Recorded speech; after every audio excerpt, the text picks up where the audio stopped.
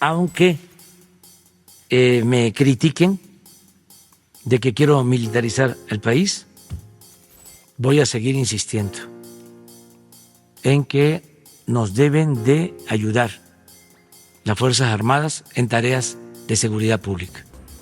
Pero sí le puedo asegurar, senador, que mi compromiso por la seguridad va a permanecer hasta el último día de mi gobierno, y si para cumplir ese compromiso tengo que disponer, como manda la Constitución, de las Fuerzas Armadas, lo seguiré haciendo. Sé que implica riesgos.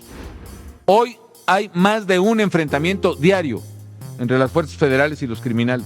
Gracias a nuestras Fuerzas Armadas porque han asumido efectivamente una tarea que en estricto sentido no les corresponde, pero que esa que han asumido con lealtad a la patria es la que ha permitido que hoy tengamos, no obstante la modernización en la que hemos venido trabajando, tengamos sí ciudades y regiones de nuestro país que han regresado a la paz y a la tranquilidad. El próximo domingo se cumplen 10 años desde que el expresidente Felipe Calderón ordenó que los militares se convirtieran en el pilar de la lucha federal antidrogas, algo duramente criticado por los opositores y organizaciones de la sociedad civil. En su lucha, el ejército ha sido acusado de abusos a los derechos humanos. Las denuncias más frecuentes son detenciones arbitrarias, uso excesivo de la fuerza, torturas, allanamiento, robo y acusaciones falsas. Que regresen los soldados a los cuarteles. Podcast político, los saludan Balam y Cristian. Y bueno, como ya vieron en el intro, hoy el tema es no tanto discutir si hay militarización o no, sino acompañar un poco críticamente los comentarios que se dan en el debate en torno a la propuesta, me parece ya aprobada, por el gobierno actual de integrar a la Guardia Nacional a la Secretaría de la Defensa. Entonces vamos a escuchar y ver algunos clips, sobre todo de los autoproclamados defensores de la 4T, que nos van a explicar, si nos convencen o no ya es otra cosa, de por qué todo lo que estamos viendo no tiene nada que ver con militarización. Y bueno, para esto está conmigo Balam, ¿cómo estás? ¿Qué onda? ¿Qué tal, Cristian? ¿Qué tal a todos? Muy bien y listo para empezar a criticar también a la 4T. Ah, ok, está perfecto. Yo pensé que ibas a asumir más el papel de matraquero, pero está bien, estás de mi lado. No, pero bueno, el primer clip va a ser del programa de Leo Zuckerman de La Hora de Opinar de esta semana, en el que hablaron sobre el tema. Entonces, Leo nos introduce un poco a lo que vamos a tematizar el día de hoy. De facto, la Guardia Nacional ya está en la Sedena. Nunca el presidente de la República quiso adscribirle a la Secretaría de Seguridad y Protección Ciudadana, aunque se lo mandó la Corte, se lo mandó el Poder Judicial. Después de tantos intentos, no tener las mayorías, en fin, ahora parece ser que será ya un hecho, lo que es de hecho ahora será de jure, como dicen ustedes los abogados, ¿no? ¿Cómo ves esta reforma? Ya nos introdujo, vamos a ver qué le contesta la que se llama Vanessa Romero, que abiertamente es simpatizante con el gobierno actual. Okay. Me gustaría echarme un pasito para atrás para que nuestra audiencia, que no siempre desayuna, come y cena política, entienda por qué estamos parados en donde estamos parados en términos de seguridad pública y en términos de la Guardia Nacional. Sí. O sea, en otras palabras, para los tontos. O sea, los que no sabemos muy bien, nos lo va a explicar con peras y manzanas. Sí. Recordarles que cuando Andrés Manuel López Obrador era oposición, una de sus promesas de campaña era regresar al ejército, a los cuarteles. Sí. Y decía que lo haría en más o menos 6 meses. Cuando entra a la presidencia finalmente en 2018, cambia de opinión.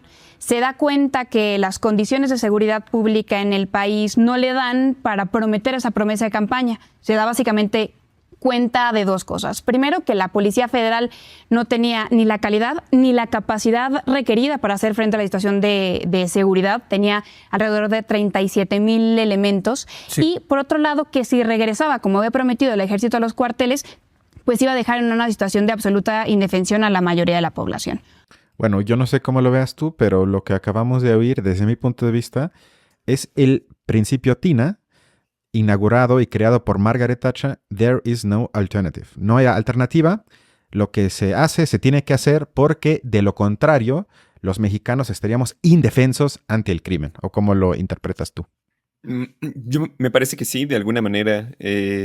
Lo que se trata es justamente ese argumento, aunque, bueno, no estaría tan seguro de que en un principio no tenga cierta razón, digamos, en el sentido de que evidentemente la violencia en el país requiere por lo menos una fuerza que sí sea.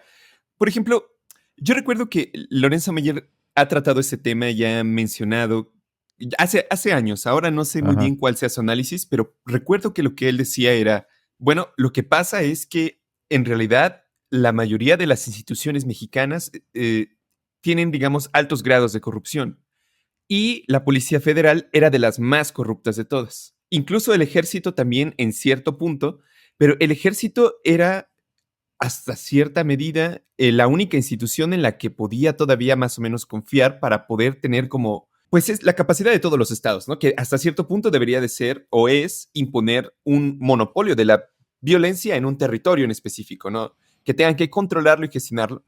Digo, ahí hay muchísimas interpretaciones de la situación del narcotráfico, por qué, digamos, crece y todo lo demás, pero lo cierto es que el argumento de Meyer en ese sentido tenía un poco de, pues yo diría que de razón, digamos, en tanto que quizás con la Policía Federal no era posible enfrentarse a las estructuras del narco.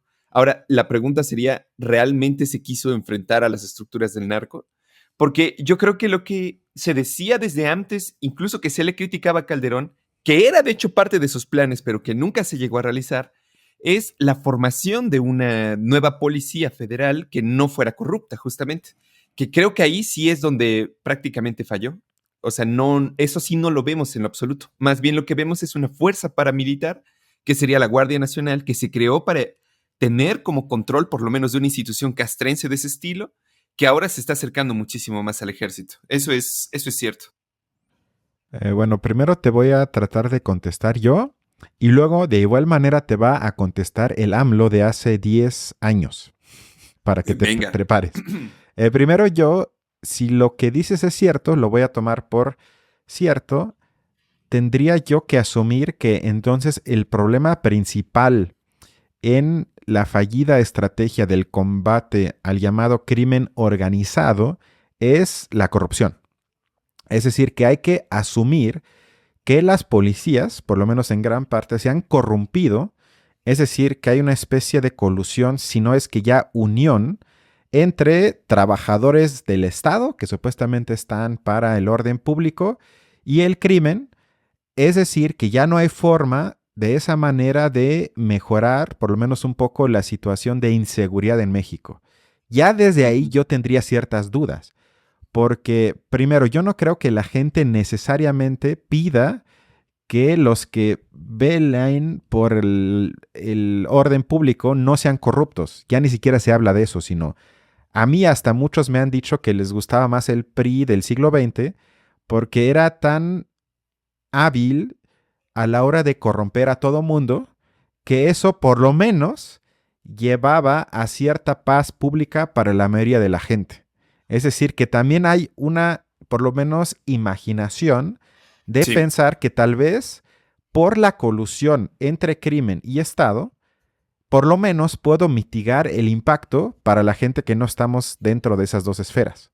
Es decir, que yo no necesariamente comparto que eso tenga que ver. Y el segundo punto es, para ya darle la palabra al AMLO de hace 10 años, es que lo que a mí más me entristece, y espero que con los clips de hoy quede claro, es que lo que me niego es a renunciar a la idea de que podría haber otra manera de combatir lo que estamos viviendo en el siglo XXI en México. O sea, porque no es que llevemos 6 años o si quieres hasta más que eso con una estrategia que no se base en gran parte en el poder militar y que entonces uno llega a un punto, bueno, se invirtió mucho en la creación de una policía federal civil, se capacitó, se invirtió y durante 6, 7, 8, 10 años hicimos el intento y estamos peor que nunca.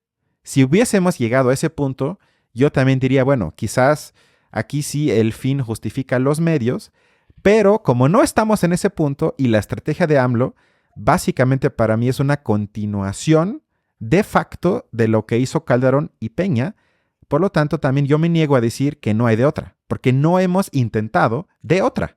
O sea, me parece como yo le llamaría como una profecía autocumplida, es que mientras no hago otra cosa, tampoco abro la posibilidad de imaginarme que otra cosa pudiese funcionar. Pero bueno, ya di mucho rollo. ¿Qué te dice el AMLO de hace 10 años? Aunque me critiquen de que quiero militarizar el país, voy a seguir insistiendo en que nos deben de ayudar las Fuerzas Armadas en tareas de seguridad pública. Esta fue la última postura del presidente Andrés Manuel López Obrador sobre el uso de las Fuerzas Armadas para el combate a la delincuencia. Ese discurso dio un giro completo a lo que pensaba hace poco más de 10 años. En 2010, el mandatario publicó un mensaje donde dijo que el ejército debería regresar a sus cuarteles. Que no se utilice para suplir las incapacidades de los gobiernos civiles. Es pueblo uniformado. No se tiene por qué enfrentar a los mismos mexicanos. Que regresen los soldados a los cuarteles. 2 años después, en 2012, Andrés Manuel compartió otro video donde prometió que regresaría el ejército a los cuarteles en un periodo de 6 meses si es que llegaba a la presidencia. El ejército no está preparado para esta función. Es otro su encargo, es defender la soberanía nacional y no debe de seguirse exponiendo al ejército. Tenemos que ir regresando al ejército en la medida que se va profesionalizando la policía. Ese es mi plan. Creo que nos va a llevar 6 meses el ir regresando el ejército para que sea la policía federal, la nueva policía federal, la que se haga cargo. En 2013, tras perder por segunda ocasión la presidencia, el político publicó que era perverso que el gobierno usara al ejército para resolver problemas de seguridad. Ya como presidente constitucional, el regreso de las Fuerzas Armadas a sus cuarteles no estuvo incluido dentro de sus 100 compromisos que mencionó en la ceremonia que realizó en el Zócalo el 1 de diciembre del 2018. En 2020, a más de un año de su mandato como presidente de México, el discurso de Andrés Manuel giró 180 grados cuando anunció que es necesario que las Fuerzas Armadas ayuden en tareas de seguridad pública, palabras que contradicen lo dicho en años pasados. Estoy convencido de que es necesario. Y como no tengo problema de conciencia, por eso puedo plantearlo. Esa parte final me dio mucha risa. Como no tengo la conciencia, más bien como no tengo problemas de conciencia, en consecuencia tampoco tengo problema conmigo mismo en seguir esta estrategia, apoyándome en el ejército. Y también de alguna forma creo que con esa frase quiere desactivar de a priori cualquier tipo de crítica porque sus intenciones son buenas. O sea, para mí, ¿sabes qué es? Cuando tú con certeza criticaste al gobierno de Obama y también en parte al de Biden, que dices, en el fondo su política, hablando de la política migratoria, es muy similar a la de Trump. Lo que sí cambia es el discurso que acompaña la estrategia. Es decir, que estamos ante políticas simbólicas, pero que en los hechos son casi lo mismo. Y me parece que aquí estamos ante un caso muy similar, que en los hechos la estrategia es básicamente la misma, quizás se cambiaron algunas piezas y se hicieron cambios mínimos, pero lo que principalmente cambió en los 6 años es la retórica que envuelve lo que se está haciendo, que es diferente a la de Felipe Calderón, que ya ves que si se acuerda la gente que nos ve y escucha que hablaba siempre de daños colaterales y que los criminales no merecen nada y que afectan a las familias mexicanas. Es decir, que tenía un rollo mucho más conservador de alguien que parece del PAN, en pocas palabras.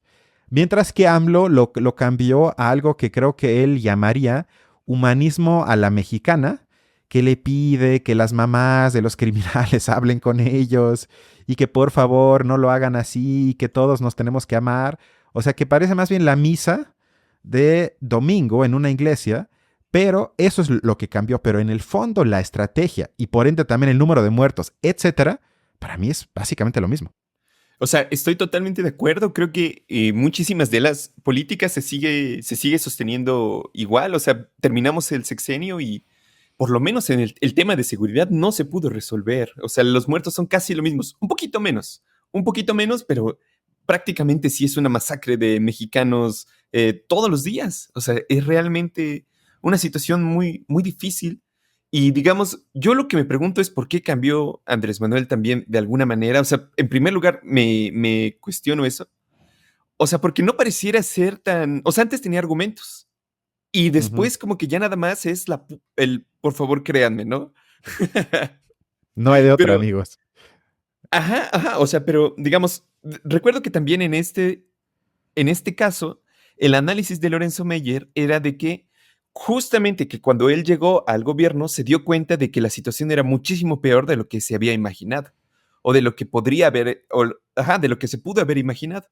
Y que entonces era necesario realmente por ello el ejército, digamos, hasta cierto punto. Que me sigue pareciendo que se nos olvida que la militarización no ocurrió necesariamente en el mismo sentido que con Calderón, porque ya estaba hasta cierto punto, sino que se creó a través de la Guardia Nacional.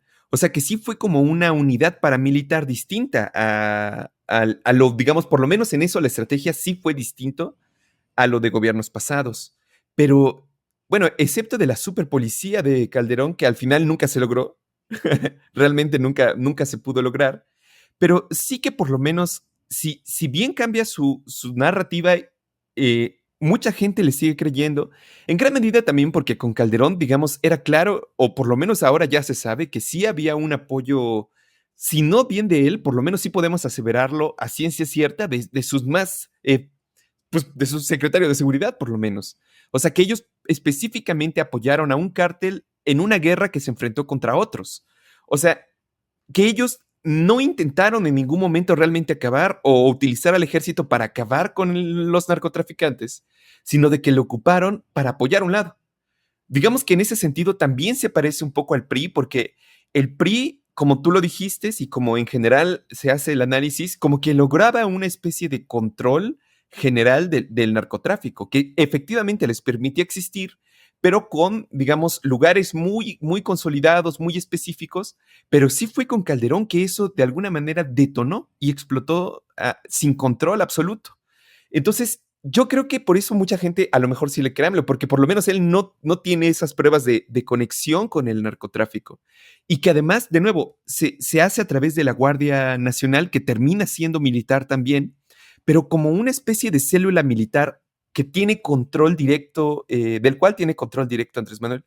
Entonces, no sé, o sea, como que por un lado esa situación me parece así, tienes toda la razón con la crítica que haces, pero por otro lado, digamos, como que a mí desde el inicio se me hace como un poco extraño en general el problema general del narcotráfico, porque en eso no me dejarás mentir, como que es un evidente reto a la predominancia del Estado.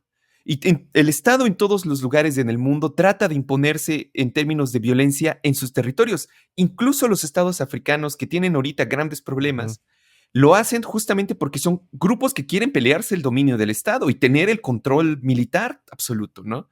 Pero curiosamente es en Latinoamérica con estados tan débiles, tan débiles, en donde surgen esta clase de grupos y el Estado aparentemente nunca se plantea realmente su eliminación. Por lo que estamos viendo, por lo menos, y siguiendo tu propia argumentación, pareciera que no hay un interés real tampoco en acabar con la situación. Exacto, porque a partir de ahí, para mí, por lo menos, comenzaría el análisis, vamos a llamarle diferenciado, de lo que está pasando. Porque si ya tú lees tesis, y la mayoría son gringos, que eso es muy triste, académicos, que hacen análisis empírico, pero también viajan a los estados, hablan con la gente, la mayoría concuerda, por lo menos en el sentido de que el llamado crimen le es funcional, por una parte al Estado, pero sobre todo al interés de ciertos capitales, ya sea mexicanos o no mexicanos. O sea que aquí no estamos hablando de esa dicotomía para mí burda entre el orden público por el bien del Estado que nos conviene a todos y esos criminales malos que lo único que hacen es afectar a la gente que cada día se levanta a trabajar por el bien común. Eso es ridículo porque, como dices, ¿por qué entonces no se ve el poder del Estado que efectivamente está por lo menos mitigando, si no es que eliminando en gran parte el poder de esos grupos del crimen? Mientras tanto, tenemos el ejemplo de El Salvador, en el que con métodos que a mí me asusta que un día se llegue aquí en México a la conclusión que no hay de otra, tenemos que hacer eso, se eliminó por completo, por lo menos, el crimen llamado organizado a gran escala. Pero yo lo único que también quiero agregar es que, en síntesis, yo diría que lo que se está haciendo y ya se hizo es darle un marco legal al actuar del ejército en la vida pública, es decir, algo que supuestamente no estaba previsto en la Constitución, ya se agregó, pero no se agregó hasta hoy por falta de interés de hacerlo antes. O sea, eso ya lo quiso hacer Calderón y también lo quiso hacer Peña Nieto. Yo me acuerdo que fui a marchas en contra de lo que se llamó en ese entonces, me parece, la Ley de Seguridad Interior, que el propio López Obrador, Noroña, Citlali Hernández, El Fisgón, me dijeron que básicamente si se aprueba eso estamos en el estado fascista mexicano, que no podemos permitir que se le dé un marco legal para que los militares ya actúen como una fuerza pública. Y se logró frenar eso en las cámaras. También un poco por la presión en la calle, porque sí éramos varios miles en varios estados, pero esta vez, como ya tenemos la hegemonía de la llamada 4T, pueden aprobar prácticamente lo que ellos quieran. Es decir, que se puede argumentar, aunque suene feo, culminó la obra que trató de empujar ya desde, y ya tiene 20 años, Felipe Calderón. Eso más bien para mí sería, por lo menos en parte, una lectura más cercana a la realidad. ¿Quieres decir algo o vamos al siguiente clip? Continuemos. Ahora vamos otra vez a la mesa de Leo Zuckerman. Venga. Y recordar, pues desde cuándo venimos debatiendo, de hecho, el tema de la militarización. Generalmente se habla del calderonismo, pero en realidad el proceso de militarización empieza desde antes, desde los 90, con Zedillo. Se empieza a hacer muy evidente la insuficiencia de los cuerpos policíacos, sobre todo a nivel local, a nivel estatal, y se recurre al ejército como una medida excepcional. Pero bueno, con el paso del tiempo, la verdad es que lo excepcional se nos ha venido normalizando. Y creo que esta reforma pues ya es el último clavo en el ataúd de la posibilidad de apostar por otro modelo de seguridad. ¿Ya no hay marcha atrás? Pues yo creo que ya no hay un horizonte postmilitarización, ¿no? Incluso Calderón, incluso Peña Nieto, a pesar de que, digamos, mantuvieron la inercia, ¿no?, del proceso de militarización, siempre tenían de alguna manera como una alternativa, ¿no? Calderón tuvo a la Policía Federal, Peña Nieto, ese proyecto que nunca acabó de cuajar, que era la gendarmería, ¿no? En todos los casos había de alguna manera como un espacio que representaba, cuando acabe la excepción, vamos a caer acá, ¿no? Vamos a regresar otra vez a tener cuerpos de seguridad profesionales, pero entrenados para la seguridad pública, ¿no? Bueno, creo que eso es un punto bueno, que ya no estamos en la excepción que busca mantenerla como tal y que la regla un día se escape de este estado de excepción. Y para citar a mi querido, entre comillas, Carl Schmitt, que él hizo popular la idea, inteligente me parece, de que quien tiene el poder es quien tiene el poder sobre el estado de excepción. Y la crítica de Schmitt apuntaba no, digamos, al estado de excepción únicamente entendido como una guerra, que eso sin duda sería una situación con un carácter de excepcionalidad, sino él argumentaba que se ve el poder cuando tú puedes convertir el sentido común en regla, es decir, cuando lo que al principio parece una excepcionalidad, luego forma parte del orden jurídico de un Estado.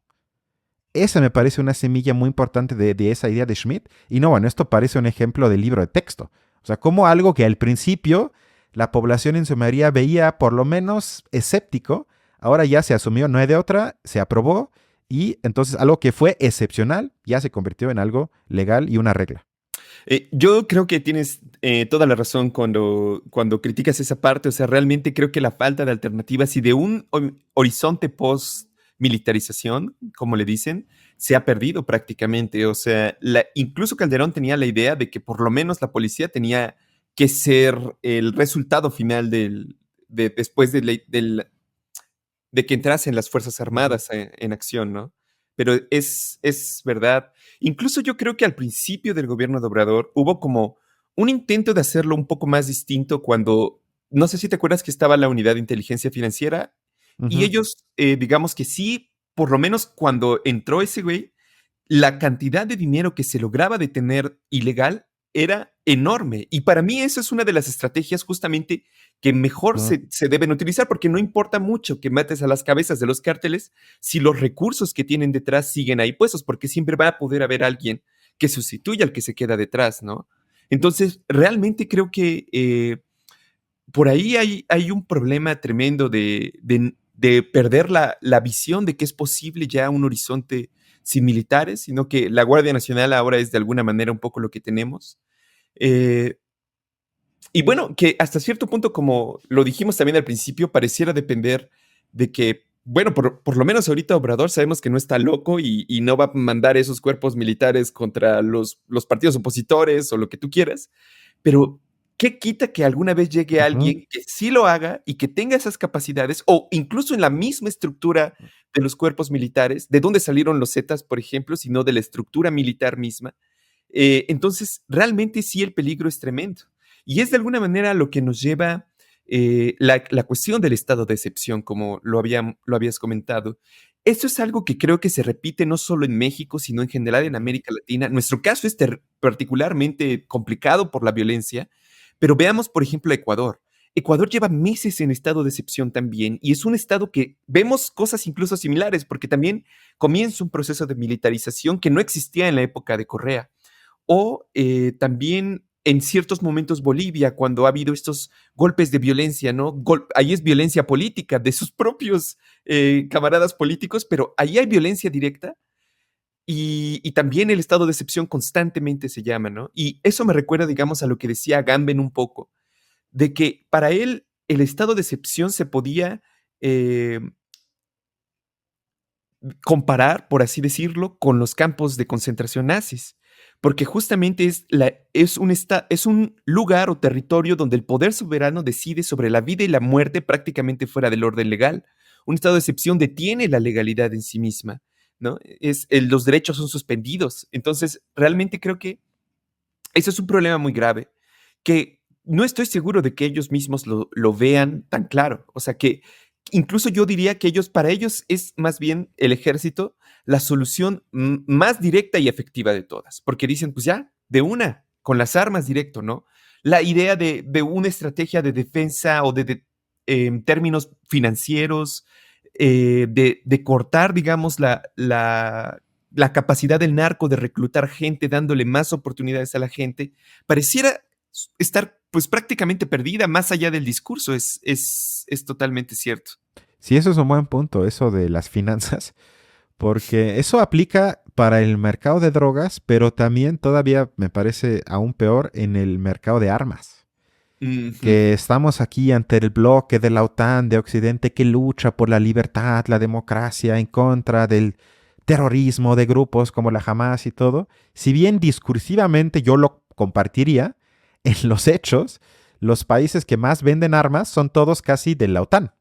Entre ellos Estados Unidos, obviamente, Gran Bretaña, Alemania, Francia. Es decir, que ellos mismos alimentan a los grupos que luego dicen combatir.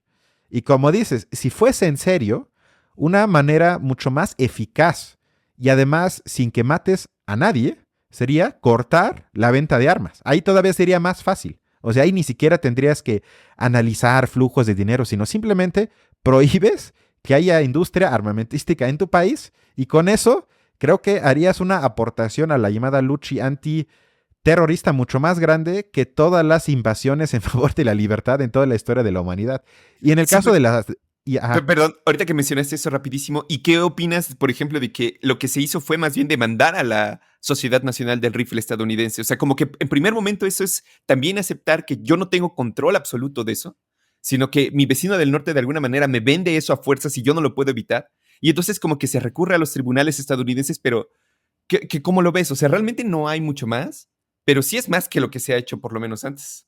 De nueva cuenta me parece más un acto simbólico. O sea, para mí es un poco ese, como le llaman en alemán, los héroes de boca.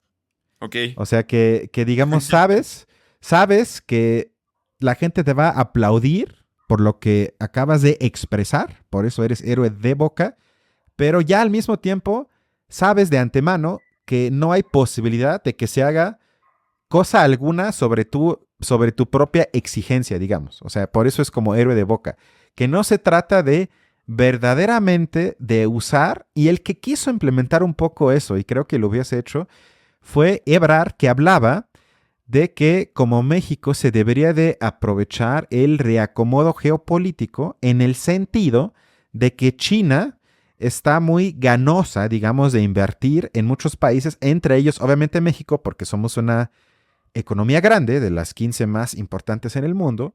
Por lo tanto, se podría usar esa carta a la hora de negociar ciertas cosas con Estados Unidos.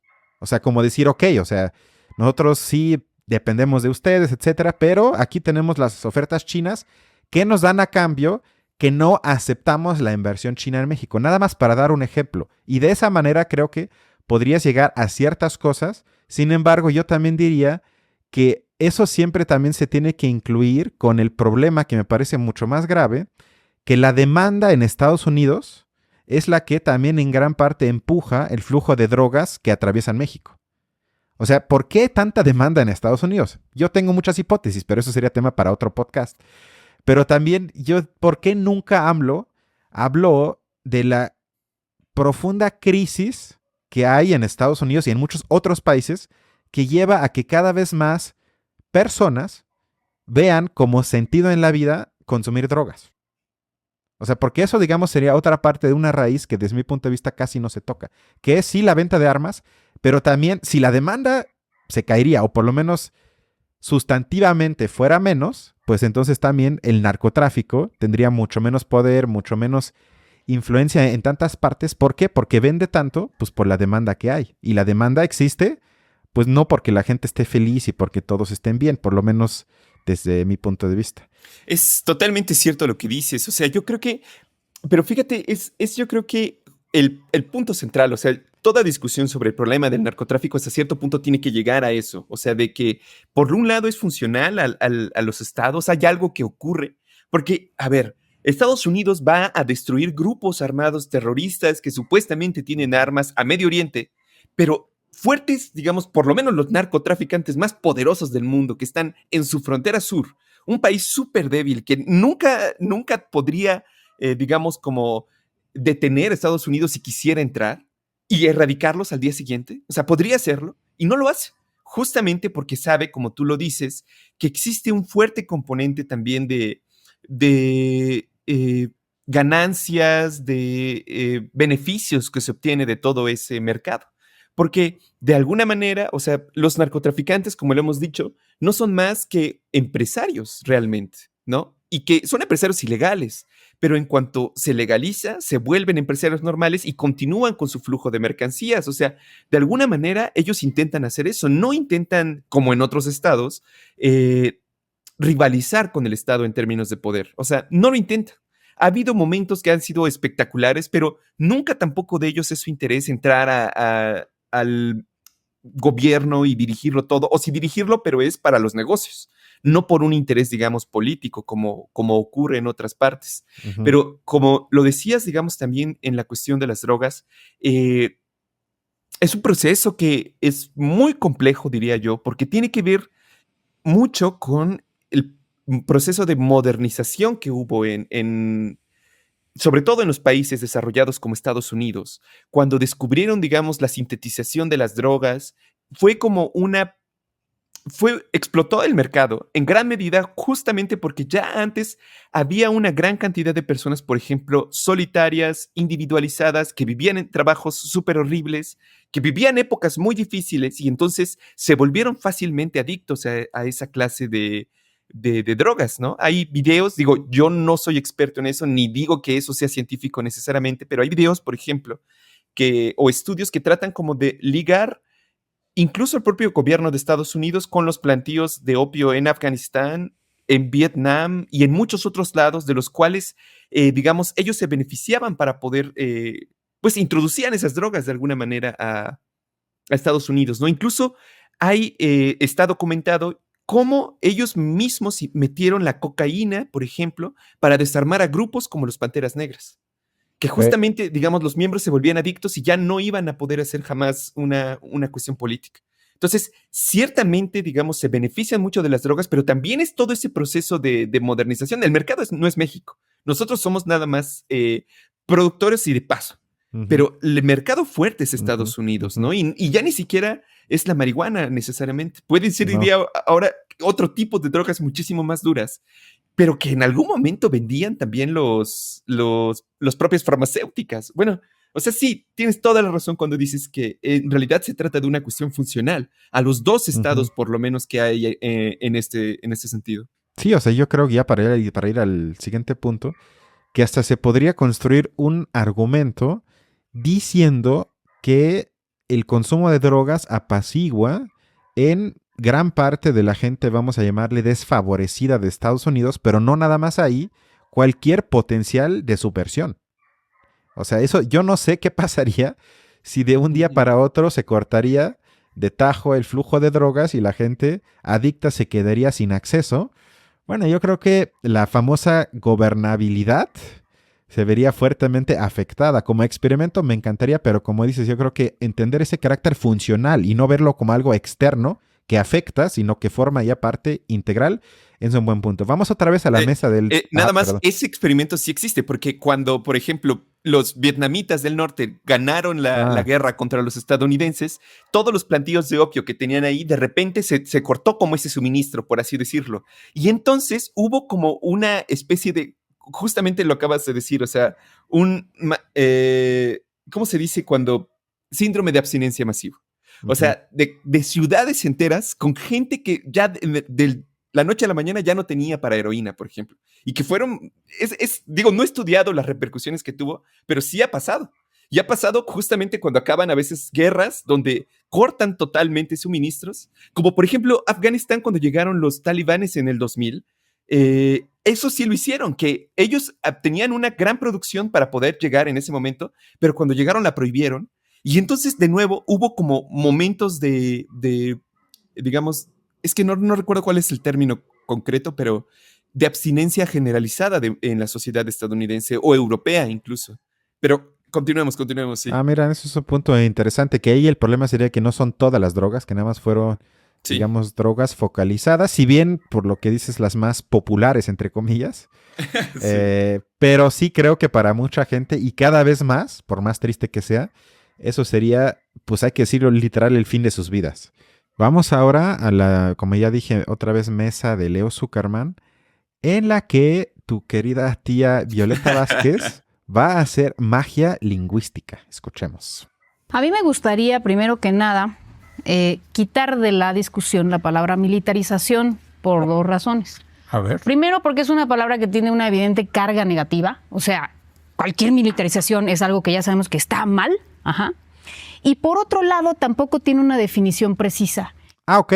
O sea, porque tiene una carga peyorativa y porque le parece a ella que es un concepto impreciso, es mejor que lo eliminemos. Me recordó un poco a esos que también opinan lo mismo de términos como capitalismo, como guerra, como sujeto, como modernidad, como Estado. Podríamos hacer una lista interminable. O sea, es obvio que hay, vamos a decir, una hasta guerra, si no es que lucha, creo que es la palabra que encaja mejor, una lucha sobre el significado de las palabras. O sea, eso es parte de la lucha política, no la que a mí más me importa, porque digo, la semántica sí tiene un impacto, pero me parece que se está exagerando en ello. Sin embargo, me parece obvio que se trate de ocupar el significante vacío que en un inicio tienen las palabras todas. Es decir, que lo que hoy significa igualdad no tiene nada que ver con lo que esa misma palabra significaba hace 3 siglos o 2 siglos. Y así nos podemos ir con casi cualquier tipo de concepto que más o menos tenga cierta complejidad. Por lo tanto, yo no entiendo por qué diga quiere eliminar, aunque me parece que ella misma cuando dice que le parece algo peyorativo, le molesta, y como le molesta dice mejor no usemos esa palabra, ¿no? Sí, totalmente. Es algo a lo que un teórico de la literatura ruso, Mikhail Bakhtin, mencionaba como ideología lingüística, que es justamente decir qué se puede y qué no se puede hacer con las palabras, cómo se puede hablar, cómo se deben decir ciertas palabras, pero que en realidad, justamente como lo acabas de decir, expresan un punto de vista ideológico que pertenece justamente a alguien que trata de por lo menos regular o dirigir el pensamiento hacia un lado en específico, que me suena también bastante a la neolengua de 1984, de alguna manera, sí, porque es también prohibir términos porque suenan mal, porque incitan a una idea sobre el proceso o a darse una idea general del proceso que no le es conveniente, claro, es verdad. Yo creo que se puede, digamos, discutir si la militarización ocurre a diversos grados, es más, compararlo con otros procesos de militarización, pero incluso yo diría toda sociedad moderna en los estados tienen un grado de militarización mínimo.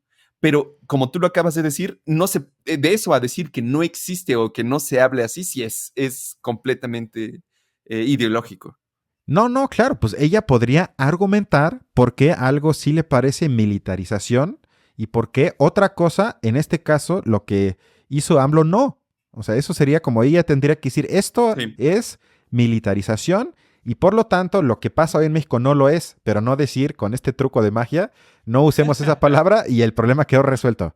Vamos a seguir con nuestra querida Violeta. Venga. Segundo, el desarrollo policial, que en este caso sí implica dónde vas a colocar a tu gran brazo policial, que es la Guardia Nacional. La Guardia Nacional en esta reforma se presenta como una fuerza policial. En ningún momento es una fuerza militar.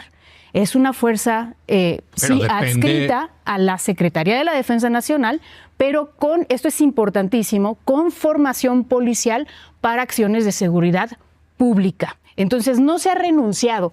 Si fuera una fuerza verdaderamente militar, entonces tendría que ser una fuerza que estuviera preparada para la guerra.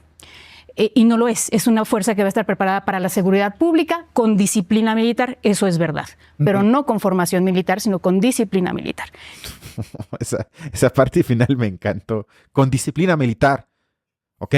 O sea, trabajan como militares muy duros, pero para garantizar, la seguridad pública. O sea, yo no entendí exactamente la diferenciación que ella abre, pero discursivamente me parece que ejemplifica muy bien lo que los propagandistas, del régimen quieren hacer, que es hablar de la nueva presentación del ejército. Porque ella dijo 2, 3 veces, se está presentando, se va a presentar. O sea, es más o menos para mí como esas caricaturas que cambian de camisa y ya sienten que soy otra cosa. Como un poco también se le criticaba a muchos nazis en la posguerra de Alemania, que marcharon con Hitler y luego se cambiaron de camisa y ya se asumían como los defensores de la democracia que apenas crece en Alemania. Y si bien eso puede ser cierto, o sea, yo no digo que algo puede cambiar hasta en su esencia, sí me parece, pues por lo menos tramposo, o que hay que dudar que nada más por la presentación que se le da a algo, ya su esencia, en este caso, pierde su carácter militar, y que por lo tanto no es nada más que sean disciplinados como los militares, sino que su formación no viene de la idea, digamos, de algo policial y civil, sino sí de confrontarte en una guerra. Sí, totalmente. Me recuerda que, como más bien, por ejemplo, a algunos gobernantes del siglo XX, como Calles o como Cárdenas, se les dice generales o militares, pero en realidad ninguno de ellos tuvo formación. O sea, ellos simplemente en la guerra llegaron y de alguna manera lograron llegar muy alto, como Cárdenas. Entonces, ellos se les dice generales, pero en realidad no tienen formación. Y aquí es al revés, tienen toda la formación militar, pero no se les dice militares. No se les dice militares, por lo menos no los que simpatizan con la 4T. Ahora, para retomar un punto que tú también dijiste sobre el número de muertos. A ver, venga. del actuar de la Guardia Nacional, que yo no coincido con que no ha tenido efectos en este sexenio. Al menos sabemos que redujo de forma importante perdón, Leo, pero no es poca cosa. Los últimos 3 años de Enrique Peña Nieto, la tasa de homicidios se duplicó. Pasamos de 20,000 homicidios al año a tener 36,000. Pero vamos a acabar, a ver... Hoy vamos a terminar con 35,000. Es un número brutal, es un número brutal. Es el sexenio más violento de la historia. Vanessa, no hay manera. Claro, No hay claro, manera. Pero es que así no y además nos prometieron que lo iban a resolver. Claro, eso es verdad. Pero también así no se analizan los homicidios, no se analizan con esa tasa, sino en función de la tasa de incremento que heredaron sexenios pasados. A ver, Balam, tú que eres del Colmex, del que yo de manera propagandística, abro paréntesis, le llamo el reino del positivismo. Es decir, que si se habla de datos se tiene que hablar del Colmex. Acaba de decir Vanessa que así no se mide. Es decir, que, no sé, hay una forma de medir eso, es como universalmente aceptado, que lo que se tiene que medir, y tú dijiste lo mismo hace algunos minutos, de que hubo menos muertos. Eso es mentira. Hubo más muertos que nunca. Lo único que sí pasó es que la tendencia de crecimiento bajó. Pero, ¿por qué ella dice que eso se mide por la tendencia de crecimiento? Pues, sí, claro, lo puedes medir de esa manera, pero de igual forma lo puedes medir por números absolutos. Y en números absolutos es el sexenio más violento en la historia moderna de México. O sea, ahí no aplica que hay menos muertos, sino ellos se refieren a la gráfica que AMLO sacó una y otra vez, que decreció la tendencia de crecimiento, que sigue creciendo, pero ya no a ritmos como con Peña y Felipe Calderón. Pero, ¿por qué ella dice, esa era mi pregunta, que así se mide eso? ¿Eso es cierto? Pues es una forma, como lo acabas de decir, de medirlo. O sea, pero no tiene nada que ver con... O sea, eso no es absoluto de ninguna manera. Okay. Puede cambiar como el punto de vista, pero sí es... Pero, por ejemplo, pienso en el caso de la Ciudad de México. Ajá. O sea, que aquí la mitad... O sea, durante el gobierno de Sheinbaum cayó la mitad también de... Ahí habría una... Fíjate, sobre eso me encantaría leer tesis o artículos, porque si bien es cierto lo que tú dices, que el número oficial de homicidios bajó, yo ahí diría 2 cosas. Primero, la pandemia. O sea, ¿cómo no se toma en cuenta la pandemia? En la que por lo menos año y medio mundo, bueno, ¿cuál medio mundo? Todo mundo estaba encerrado. Que eso bajara el número en todos los hechos delictivos me parece obvio. Eso es un punto. Pero el segundo, y ese sí me preocupa aún más, es que al mismo tiempo que bajó el número de homicidios, subió muchísimo el número de desaparecidos. Entonces, ya he leído artículos que dicen, bueno, cambió el método de calificar algo como homicidio. Simplemente hoy entran mucho más casos al registro de desaparecidos y antes entraban al registro de homicidios. Porque si tú juntas lo que antes había de desaparecidos y lo que hoy están más ahí con los que bajó en homicidios, la tasa más o menos es correspondiente.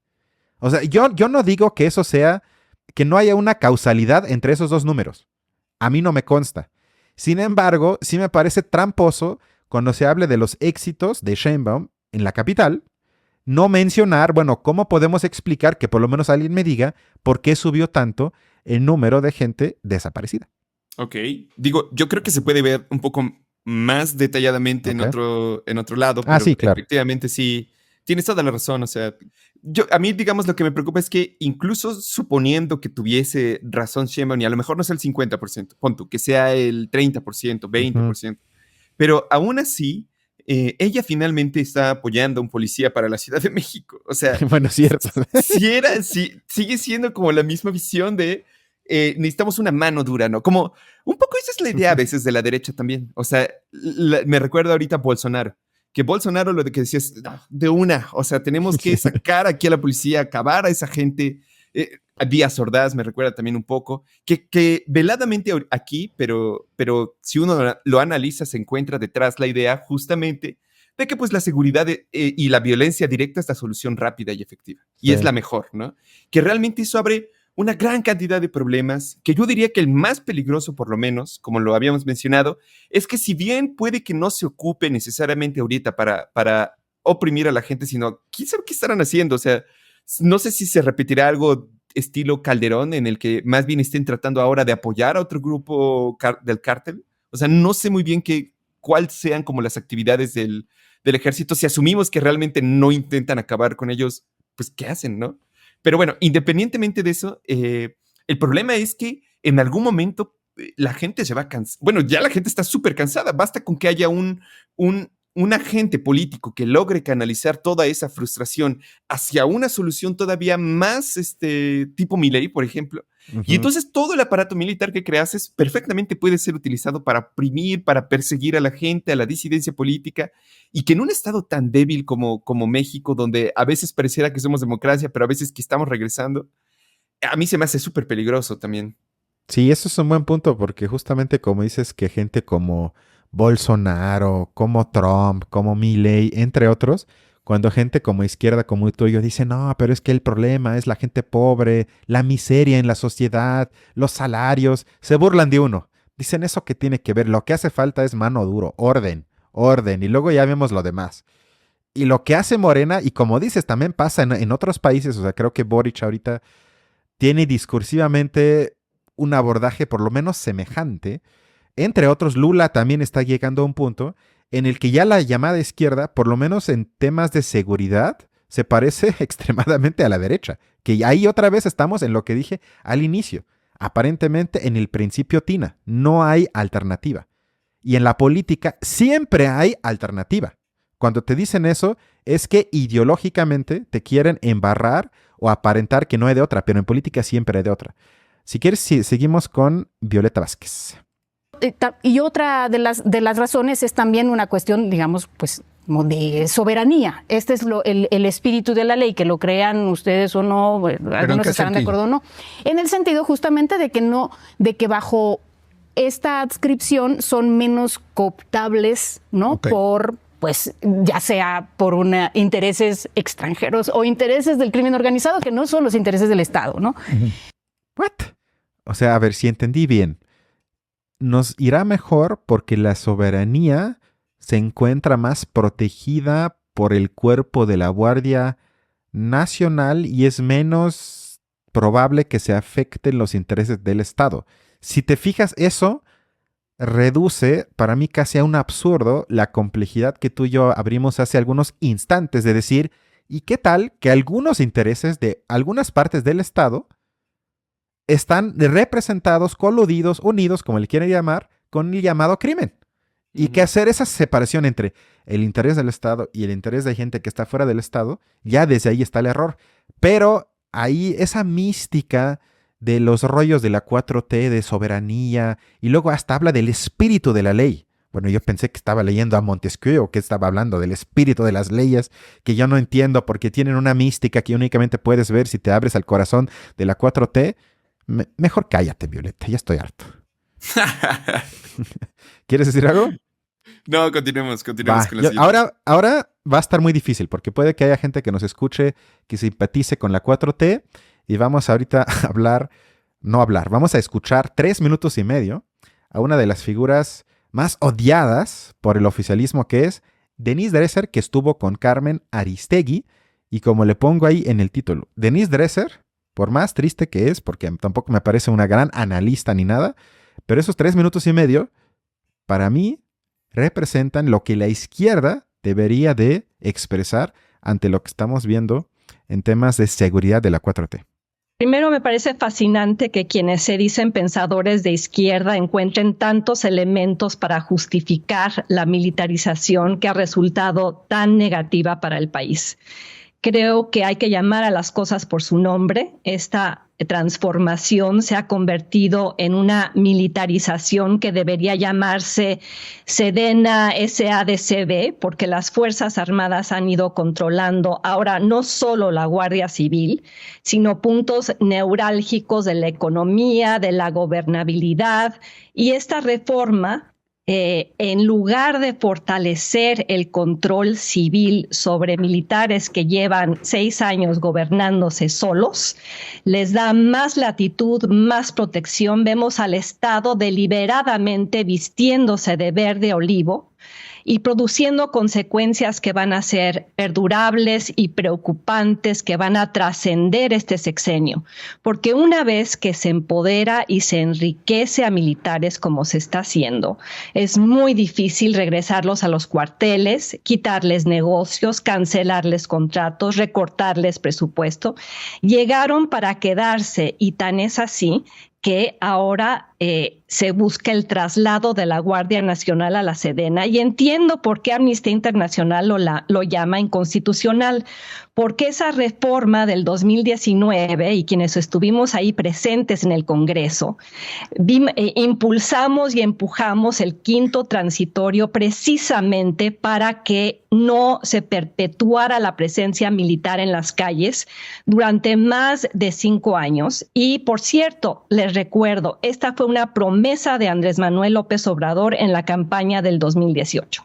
¿Qué sucede ahora? Ya controlan los aeropuertos, las aduanas, las carreteras, las grandes obras, y eso tiene implicaciones. Vanessa se centra en los procesos, nos trata de explicar una especie de pedagogía de por qué se debe apoyar a la militarización, cuando las implicaciones son muy evidentes. Ya lograron sabotear las investigaciones sobre Ayotzinapa, ya lograron frenar las investigaciones de los crímenes del Estado cometidos hasta 1990. Ya han logrado que el poder civil esté subordinado al poder militar. Les recuerdo que cuando fueron los Guacamaya Leaks, o incluso cuando diversas organizaciones sacaron a la luz que el ejército había comprado Pegasus y estaba espiando estaba espiando a civiles, el presidente no tuvo el poder o la capacidad de obligar al secretario de la Defensa Nacional a comparecer ante el Congreso. Y ya olvídense del caso de Salvador Cienfuegos, mágicamente liberado y no investigado por crímenes de los cuales fue acusado en Estados Unidos cuando fue detenido allá. Ahora vemos a voceros del oficialismo que compiten en su punitivismo, donde el apoyo a la mano dura entre quienes se dicen de izquierda crece y el apoyo a la democracia y a los controles civiles disminuye.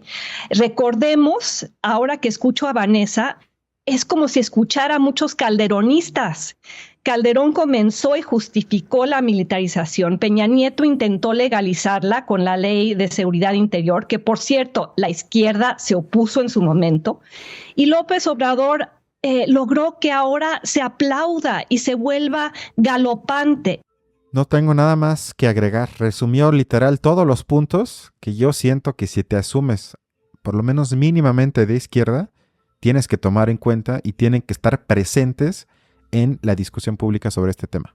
Pues sí, a mí también me lo parece. O sea, bueno, digo, creo que aún así su análisis se queda corto. Creo que hemos hecho algo un poco más elaborado aquí, pero sí, o sea, yo creo que es un gran ejemplo de que a veces y no hay que darle tanta importancia a veces a la personalidad, sino que sí hay que escuchar un poco los argumentos. Hay que escucharlo. Sí, insisto, a mí no me gusta Dresser, pero en este punto, o sea, no hay nada que yo pueda, no, es que aquí miente, es que aquí dice algo que es semi-verdad, sino habló de muchos puntos que ya yo a veces ya ni me acordaba de lo de Ayotzinapa, claro, se tiene que tomar en cuenta. Sí, del general Cienfuegos, que también fue un escándalo, que básicamente con el manotazo en la mesa dijo, aquí a mí no me van a investigar, yo hago lo que yo quiera. Es decir, que sí hay muchos ejemplos en los últimos 6 años que por lo menos ponen en duda la supuesta superioridad del poder civil sobre el poder del ejército. Sí, realmente, o sea, el ejército no tendría que dar como un golpe de estado. O sea, yo creo que a veces ese es como un miedo general o generalizado que he escuchado por ser Latinoamérica y porque en general han habido muchísimas dictaduras, pero me parece a mí que es un miedo incierto hasta cierto punto, porque como ahí también creo que le doy un punto a Lorenzo Meyer. O sea, el ejército mexicano por lo menos está mucho más institucionalizado que los ejércitos de otros países. Entonces, en ese sentido, muchas de las, ¿cómo decirlo? Las instituciones militares mexicanas tienen candados específicos al respecto. O sea, es muy difícil, creo yo, que a estas alturas un ejército profesionalizado como el mexicano haga algo similar. O sea, se parece un poco más, diría yo, en eso sí, a los ejércitos de países un poco más desarrollados. Pero el problema principal no es ese, sino que el problema principal es que los intereses del Estado cada vez se parecen más a los intereses del ejército, que justamente el ejército va tomándole cada vez más prioridades del Estado y el Estado va dirigiendo cada vez más recursos a desarrollos específicos del ejército que bien se podrían dar a otras personas o que son recursos que van a ejercerse sin una especie de control democrático de las personas, sin una especie de revisión científica, si lo quieres ver, pública, que efectivamente todo eso va saliendo del control. O sea, yo creo que esa crítica es particularmente hacia ese punto en particular y que a veces como que incluso los propios de Morena que temen al ejército piensan que viene el peligro por el lado del golpe directo, cuando en realidad se trata más bien de algo sistémico. El problema es que está modificando el diseño de las instituciones mexicanas. Sí, estoy de acuerdo. Vamos a escuchar, ya casi para ir terminando el día de hoy, qué le contesta Vanessa Romero a Denise Dreiser. Primero le recordaría a Denise que esta no es una discusión exclusiva de México, esta es una discusión regional y si va a quitar credenciales de izquierda, también habría de quitársela a Boric, a Lula, que hoy día están discutiendo cómo resuelven sus graves problemas de seguridad pública haciendo uso de las Fuerzas Armadas. Efectivamente... Ya con ese argumento me encanta. Como lo hacen los demás, aquí tampoco está tan mal. Perfecto. Muchas gracias, Vanessa. A ver. Sacar al ejército de las calles y regresar a los cuarteles fue una promesa de Andrés Manuel López Obrador. Él dijo que le tomaría 6 meses regresarlo a los cuarteles. Llegando inmediatamente al poder, reconoce que esta situación no es posible y reconoce que si lo hiciera hubiese dejado a la población en la más absoluta indefensión. Max Weber distingue entre 2 tipos de ética, la ética de la convicción y la ética de la responsabilidad.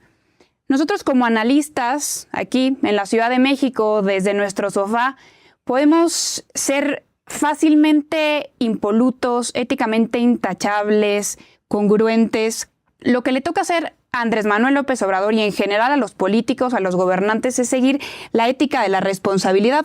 No, o sea, en mi caso ya cuando citan a grandes pensadores para mezclarlos con la propaganda, hasta me dan un poco de náuseas. A ver, ella cita correctamente, hay que decir, a Max Weber, sociólogo alemán del siglo XX, que en 1919 dio una conferencia célebre sobre la política como vocación, salpicada de formulaciones chispeantes que hasta el día de hoy, y Balam estoy seguro que comparte, están presentes en cualquier tipo de estudio que tenga que ver con política, sociología o historia, siempre se hace referencia a ese texto.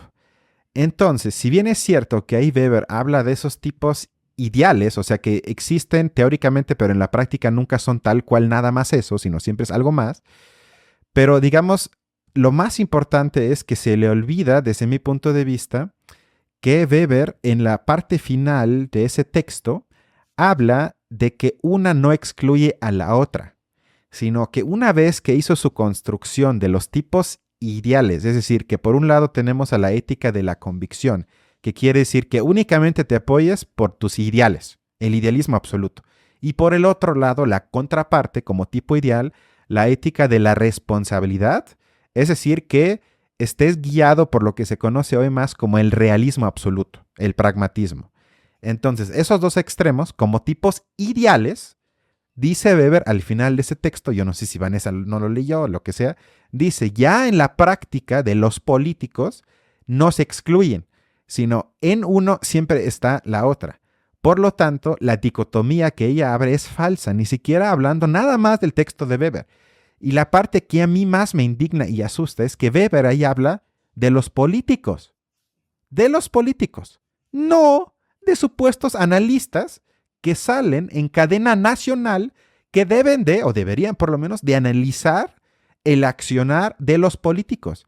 O sea, ahí vemos una identificación absoluta de una analista que supuestamente no tiene puesto alguno en Morena con el poder y argumenta justificando el poder y confunde entonces lo que dice Max Weber, porque Max Weber dice, si tú tienes la vocación de político, entonces tienes que pensar en esos rubros. Pero ella no lo es. Ella nos debe de analizar y ahí sí como analista tú tienes que ser crítico, poluto. Tienes que tener una ética y exigirle al poder cuando no cumple con ello. Y no ponerte como vocera del poder argumentando con, como yo dije, ideas de un gran pensador, poniendo sus ideas al servicio del régimen en el que tú más o menos te sientes parte y por eso justificas lo que es. O sea, eso me asustó tanto que ni siquiera pueda hacer como esa diferenciación entre lo que dice el poder, los políticos, y el rol que te toca como alguien que supuestamente no formas parte de ello. Totalmente cierto. Es que, o sea, estoy de acuerdo con lo que dijiste de Weber. O sea, realmente sí la cagó esa. Es que es una pésima, realmente. Vanessa es muy mala defendiendo al gobierno. Yo espero que le paguen, porque si no, a veces hasta me da pena ajena lo que defienden todo y luego se quieren ver muy listos citando a grandes autores. Digo, a veces hasta extraño a gente más burda, como el Fisgón, que simplemente dice, ustedes son lo mismo y tú eres parte de la mafia del poder. Hasta prefiero ese rollo medio básico a que lo mezclan con cierto rigor académico, con citas. Sí. Y uso conceptual que creo que lo hace más nebuloso, pero sí, por eso hasta más pedestre, es cierto. Lo hace más pedestre, sí. Pero incluso los propios programas televisivos, el de Zuckerman y ellos, como que también promueven ese tipo de cosas, porque invitan a gente que vaya a analizar y defender una posición de Morena. Entonces, nunca van a invitar a alguien que al mismo tiempo sea crítico con Morena. Más bien ahí lo que se entiende bajo, digamos, como la meta, bueno, lo que se entiende es que tiene que defender forzosamente. Sí. Entonces, y no solo defiende, sino que se identifica completamente en este caso con el gobierno, y seguro la oposición se identifica plenamente con la oposición, ¿no? Dresser, que sería. Exacto. Que más bien interpretan un rol, es decir, que tú tienes el rol de defender lo que hace el gobierno y tú tienes el rol de criticar lo que hace el gobierno, pero entonces es más una obra de teatro y no hay un genuino interés de conocimiento o de esclarecerle al público que lo estamos viendo lo que está pasando. Porque a veces puede haber cosas que digas, a ver, en esta parte creo que se aporta algo positivo, en esta parte algo negativo, no es blanco y negro. Ese tipo de análisis, es que también es el problema que eso tiene poca audiencia. A la gente le encanta que sea así la destrucción de no sé quién.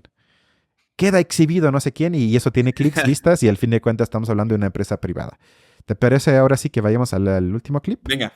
Que es otra vez de Vanessa Romero. Porque nos dicen, de nuevo, con base en estas premisas éticas intachables, que las Fuerzas Armadas no se encarguen de la seguridad pública, que las Fuerzas Armadas no se encarguen de ninguna actividad civil, pero no nos dicen qué hacer con ellos. Sí, sobre esto que acaban de oír, traje una pequeña cita que grabé antes de un texto de Adorno del 56 del siglo XX que se llama Crítica. Es un texto muy corto de 5 o 6 páginas en el que él se quejaba del rechazo a los críticos o digamos a un ejercicio intelectual de crítica en Alemania de ese entonces, que era exactamente eso que acaban de oír, que cuando se criticaba algo, la crítica al crítico era, bueno, ¿y tú qué propones? Y Adorno se burla de eso y traje una pequeña cita de ese texto. La palabra crítica siempre va acompañada de la palabra constructiva, si se quiere tolerar, o si uno mismo actúa de forma crítica. Se supone que solo puede criticar quien tiene algo mejor que proponer en lugar de lo criticado. Lessing se burló de ello en su Estética hace 2 siglos. Al imponer lo positivo, la crítica queda domesticada desde el principio y privada de su vehemencia. De hecho, no siempre es posible dar a la crítica la recomendación práctica inmediata de lo mejor, aunque a menudo la crítica puede proceder así confrontando las realidades con las normas a las que esas realidades se refieren. Seguir las normas sería lo propio. La compulsión colectiva hacia una positividad que permite la realización inmediata en la práctica se ha apoderado, entre tanto, precisamente de quienes se consideran en la más dura oposición a la sociedad. No en vano, su accionismo está tan estrechamente alienado con la tendencia social imperante. Para contrarrestar esto sería, en una variación de una famosa frase de Spinoza, que lo incorrecto, una vez definitivamente reconocido y especificado, es ya un índice de lo correcto, de lo mejor. Y bueno, para hacer una especie de traducción de la prosa que acaban de oír, Sobre todo en la segunda parte de la cita, me parece que Adorno acusa de alguna forma a los que dicen que si no propones nada, tu crítica no es bienvenida o debe ser criticado porque no automáticamente vislumbras lo positivo, es que esos mismos que argumentan de esa forma se convierten en los defensores, ya sea consciente o inconscientes, del statu quo. O sea, que esos que se dicen, y en Morena sería el ejemplo otra vez perfecto de eso, es que se asumen como el nuevo régimen, como el cambio, como la transformación. Pero cuando argumentan de esa manera, que no hay de otra, y tu crítica nada más es crítica, empujan que las cosas sigan igual. O sea, digamos, endurecen la discusión a tal forma que sigamos en las vías que supuestamente iban a cambiar o, como escucharon al inicio, hasta abandonar. Y ahí sí me parece que es un buen punto que nunca voy a dar por bueno cuando alguien dice tú no tienes derecho de criticar a menos que propongas algo mejor. Porque de nueva cuenta yo siento la crítica que hace Vanessa a Denise Dresser es como si Denise Dresser ocupara un puesto político. Ahí sí, o sea, ahí sí, digo, si tienes el poder, ¿por qué vas a hacer una protesta o vas a exigir algo si tú tienes el poder? Pero como analista es señalar las cosas que no hace el poder o las contradicciones del poder. Pero tu papel no es proponer algo mejor. O sea, eso me parece ridículo, que en todo caso entre políticos se puede argumentar de esa forma, pero como analista exigirle a otro que proponga algo mejor, porque si no tu crítica es no válida o no tiene caso que la construyas, bueno, me parece justamente lo que dice Adorno en el texto de hace 70 años. Wow, sí, está muy bueno. O sea, realmente creo que pues es cierto. O sea, y eso es constante, porque incluso también en la academia, cuando uno critica ciertas cosas, es bueno, pero ¿y cuál es tu propuesta teórica o tu propuesta analítica que solamente estás criticando? Pero justamente es como, yo creo, incapacidad de darse cuenta que en realidad son dos momentos distintos, porque proponer en realidad ya supone previamente que hay algo que no está bien, o sea, un análisis previo. Y ese momento del análisis tiene que estar necesariamente, siempre tiene que existir allí. Y es como esa incapacidad de separarlo, de darse cuenta que en realidad es un argumento en sí mismo que debe de ser considerado. Totalmente cierto. Igual que se personaliza a veces, ¿no? La falacia de la personalidad. Sí. Pero sí, completamente. Y bueno, con lo que dice Vanessa, me parece que de nuevo cae un poco con lo que habíamos hablado al principio de que por lo menos el problema de las drogas, que ni siquiera, como dijimos a lo largo de este video, tiene que ver necesariamente la militarización, es nada más, a veces diría yo, una excusa, pero como que sí hay mucha argumentación de que las drogas son en sí mismas negativas y que no se puede hacer nada y hay que hacerles la guerra, pero nunca se invita, creo yo, como a una comprensión mayor de lo que significan, porque en nuestras vidas diarias también participamos de alguna manera con ciertas drogas. Por ejemplo, el café ya se olvida muy fácilmente que también es así. Es una droga. Y es la bebida más, la segunda bebida más bebida en el mundo, si no mal recuerdo. Entonces, yo creo que es importante comprenderlas desde otra perspectiva, que como también, por ejemplo, lo mencionábamos, pueden servir de escape. O sea que mucha gente que sufre mucho cae en eso en principio porque ya hay una situación que la hace sufrir, que la pone en una situación de vulnerabilidad, o justamente como a las personas más jóvenes que quizás no tienen información suficiente ni capacidades para hacerlo, para tomar esas decisiones, pero que no necesariamente el prohibicionismo en sí mismo es algo o esta solución definitiva, sino más bien es todo lo contrario, es tratar de comprender, tener menos miedo a esa clase de cosas, deshacer ese tabú que se ha generado un poco alrededor.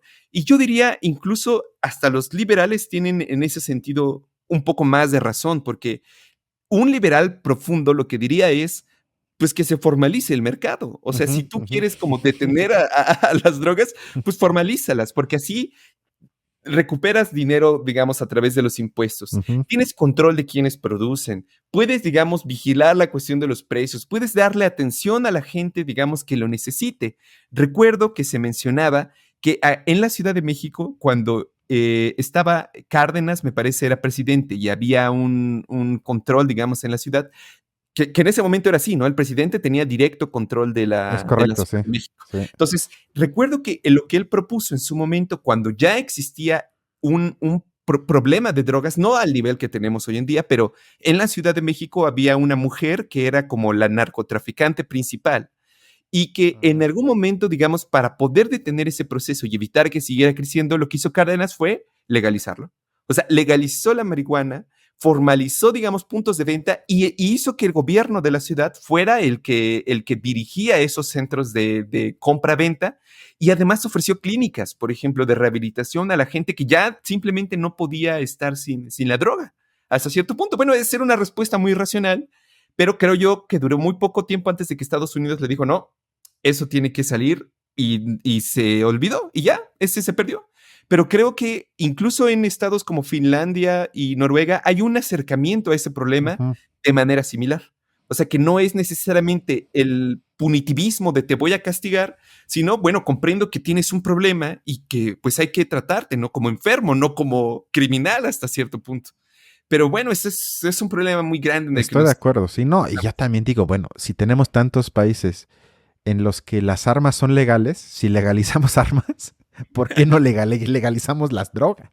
O sea, me parece mucho más grave que sea legal que tengas armas porque con eso afectas a los demás. Porque con las drogas, por lo menos en el consumo te afectas, entre comillas, nada más a ti. Pues yo digo, bueno, si estamos en ese mundo liberal, capitalista de acumulación, pues por lo menos que sea en serio. Y que como tú dices, que los empresarios que son narcos, pues que sean empresarios como Slim, como Bayeres, como Salinas Pliego, que honestamente tampoco me parece que estos que son legales hagan menos daños a la sociedad. Bueno, eso sí es o sea, cierto. también se podría argumentar que ni siquiera esos son menos dañinos, pero bueno, yo creo que hicimos un intento de complicar un poco el debate. Como les gusta decir, exhibimos también algunos propagandistas del régimen actual. Y bueno, esperemos que este tema no nos acompañe en los siguientes años, aunque me temo que vamos a seguir hablando de este asunto. No sé si tengas algo más. Sí, efectivamente. No, pues nada más. Gracias por vernos y nos vemos en el siguiente podcast. Perfecto. Cuídense mucho. Hasta luego. Bye.